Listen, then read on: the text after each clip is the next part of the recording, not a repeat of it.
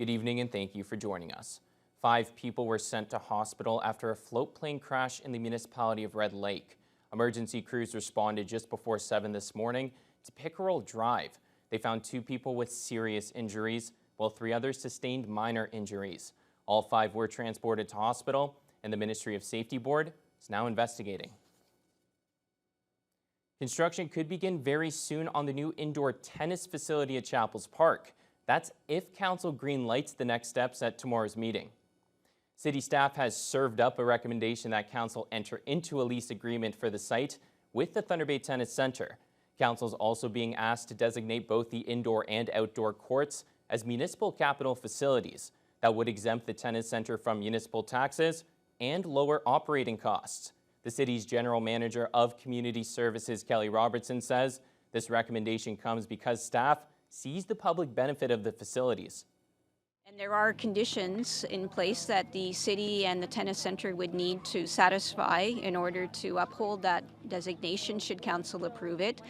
But generally, the purpose of the facilities is for the broader public benefit. It's to provide recreation and indoor racket sport facility in this case. The big things for us is we want to be able to not only suffice the membership, right, pickleball users, but we want to build tennis, right? We want to have juniors that are able to compete at the provincial, maybe national level someday. You never know. The city has agreed to contribute $1.5 million to the indoor facilities construction.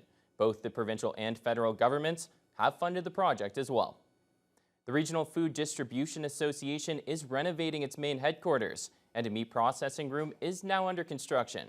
The new space will allow them to carve up large volumes of bulk proteins to send to the various communities in the region. Executive Director Volker Krom says the $300,000 room is part of their $7 million capital campaign, which aims to increase their capacity for providing food to families. The facility is only a few weeks away from being finished. Once it's done, the Regional Food Bank will be able to start processing farm meat and will later look into processing wild game, including moose, fish, and deer. Krom adds that it's a big step for the RFDA. This is huge. One of the big asks for when we kind of canvass our members is for protein, and the meat is obviously one of our foods that were traditionally used not only by First Nation but every culture here in Northwestern Ontario. So if we can provide healthy protein that is sourced not in a safe way from country foods or from our processors, I think we'll go a long way. Drivers were out pushing their cars to the limit today as the Thunder Bay Auto Sports Club hosted its 3rd auto race of the season.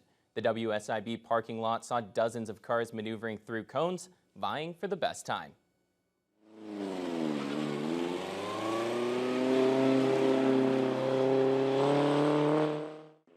The club will host 7 more races throughout the summer at different venues, including the Thunder Bay Regional Health Sciences Center, the new lot on Buckhorn Drive, and the Terrace Bay Airport.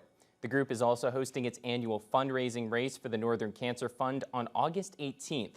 Since the start of the racing season, the club has seen around 18 to 25 cars at its events, with a goal to get around 35 cars in each race.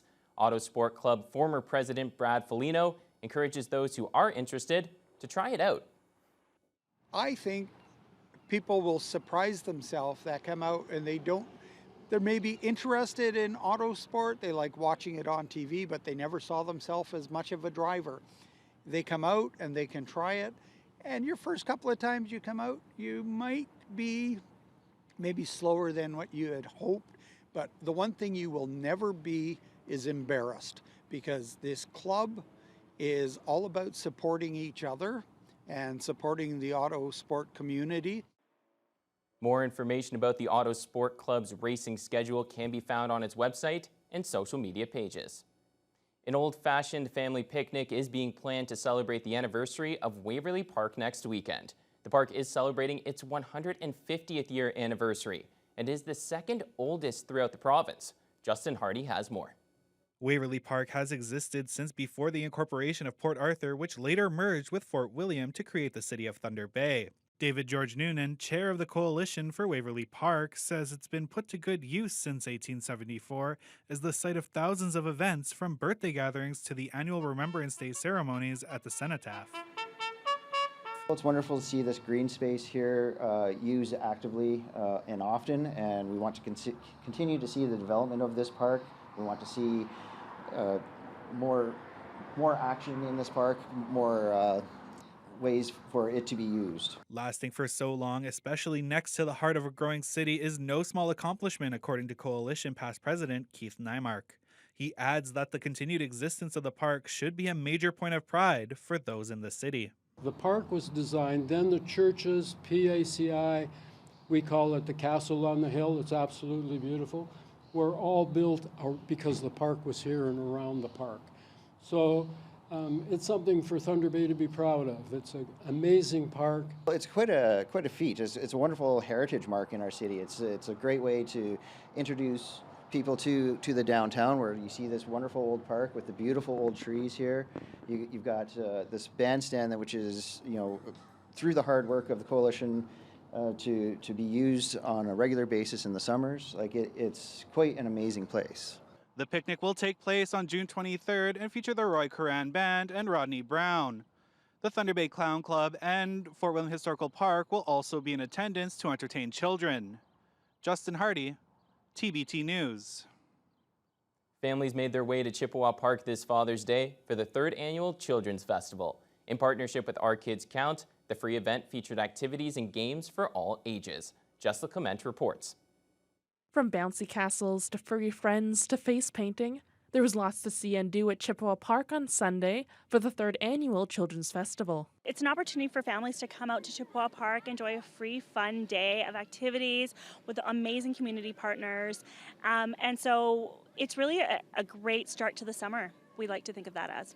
Sonia Kruger, Our Kids Count funding coordinator, notes the free festival is a partnership between their organization and the Friends of Chippewa Park. And among the games and activities hosted by Our Kids Count's various community partners, families were also able to enjoy the amusement rides and everything else the park had to offer. Kruger says it's important for them to provide families the opportunity to take part in free events throughout the summer.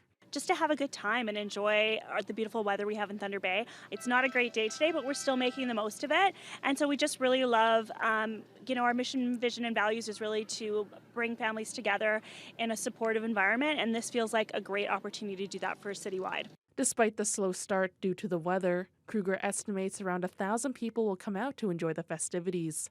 Friends of Chippewa Park project manager Ian Angus says it's always great to see so many people come out to the park. I mean, the park is over 100 years old, and it's always been the focus of a lot of people in the community.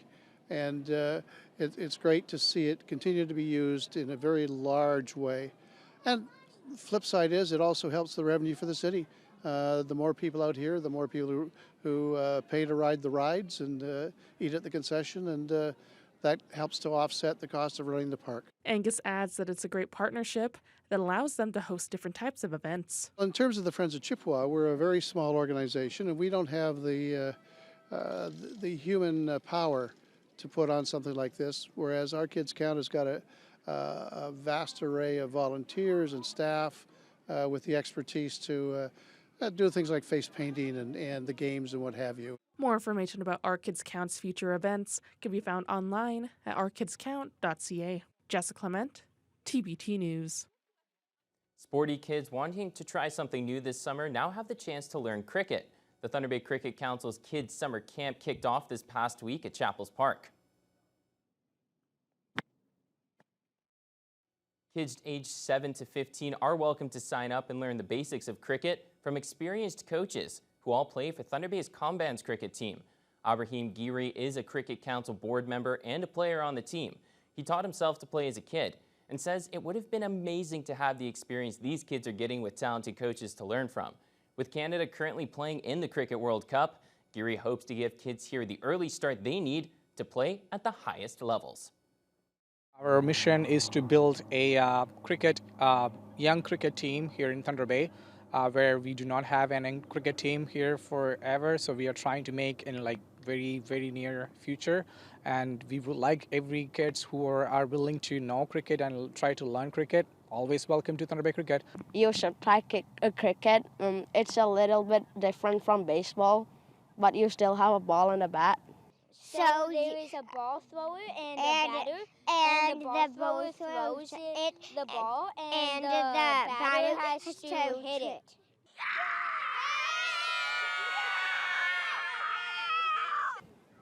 The camp runs Wednesday evenings from now through July and August. Registration is still open and costs $60 per child. No experience is necessary.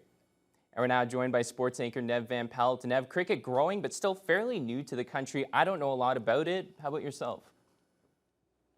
Oh, cricket's over here, I'm going to assume. Let's hope you know a little more about soccer, though, because Thunder Bay Chill, we're back in action. I sure do. They were up against the top team in the league, and we'll have those highlights for you after the break.